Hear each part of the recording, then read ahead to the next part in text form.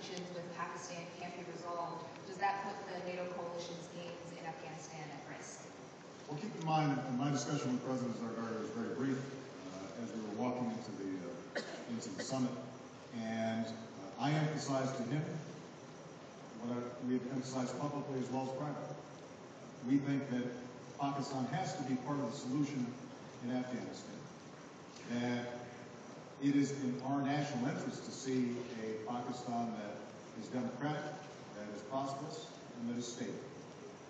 That we share a common enemy in the extremists that are found not only in Afghanistan, but also within Pakistan, and that we need to work through some of the tensions that have inevitably arisen after 10 years of our military presence in that region.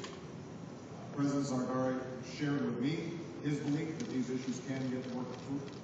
We didn't anticipate that the supply line issue was going to be resolved by this summit. We knew that before we arrived in Chicago. But we're actually making diligent progress on it. And I think ultimately everybody in the alliance, all of ISAF, and most importantly, the people of Afghanistan and Pakistan understand that neither country is going to have the kind of security, stability, and prosperity that it needs unless they can resolve some of these outstanding issues and join in common purpose with the international community in making sure that these regions are not harboring extremists. So I don't want to paper over real challenges.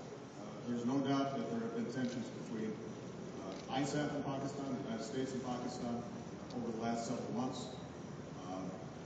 I think they are being worked through both military and diplomatic channels.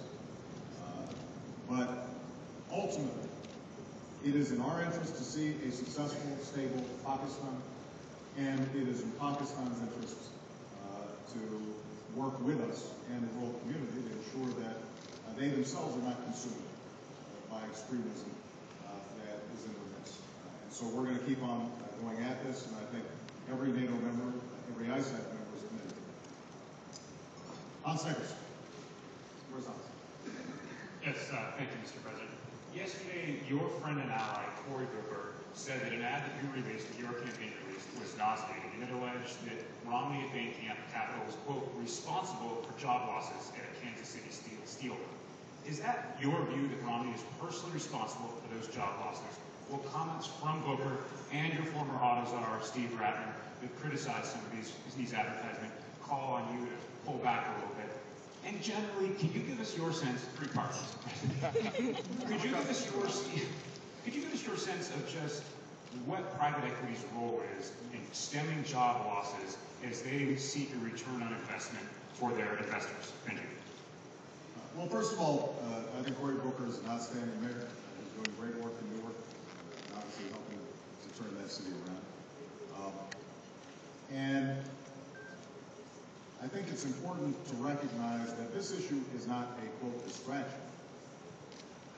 This is part of the debate that we're going to be having in this election campaign about how do we create an economy where everybody, from top to bottom, folks on Wall Street and folks on Main Street, have a shot at success.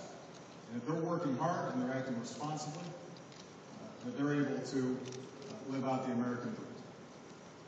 Now, I think my view of private equity is that it is set up to maximize profits. And that's a healthy part of the free market. That's part of the role of a lot of business people. Now, that's not unique to private equity. And as I think my representatives have said repeatedly, and I will say today, I think there are folks who do good work in that area, and there are times where they identify the capacity for the economy to create new jobs or new industries. But understand that their priority is to maximize profits. And that's not always going to be good for communities or businesses or workers. And the reason this is relevant to the campaign is because my opponent, Governor Romney, his main calling card for why he thinks he should be president is his business experience. You know, he's not going out there touting his experience in Massachusetts. He's saying, I'm a business guy, I know how to fix it, and this is his business. And when you're president, as opposed to the head of a private equity firm, then your job is not simply to maximize profits. Your job is to figure out how everybody in the country has a fair shot. Your job is to think about those workers who get laid off and how are we paying for their retraining. Your job is to think about how those communities can start creating new clusters so that they can attract new businesses. Your job as president is to think about how do we set up an equitable tax system so that everybody's paying their fair share that allows us then to invest in science and technology and infrastructure, all of which are going to help us grow. And so, if your main argument for how to grow the economy is, I knew how to make a lot of money for investors, then you're missing what this job is about. It doesn't mean you weren't good at private equity, but that's not what my job is as president.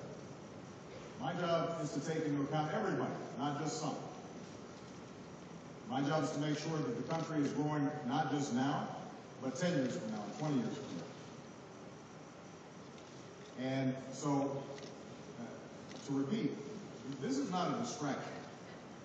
This is what this campaign is going to be about. Is what is a strategy for us to move this country forward in a way where everybody can succeed. And that means I've got to think about those workers in that video just as much as I'm thinking about folks who've been much more successful. It's Romney personally responsible for those 750 jobs. What I would say is that Mr. Romney is responsible for the proposals he's putting forward for how he says he's going to fix the economy. And if the main basis for him suggesting he can do a better job is his track record as the head of a private equity company, then both the upsides and the downsides are worth examining. Regarding Chicago.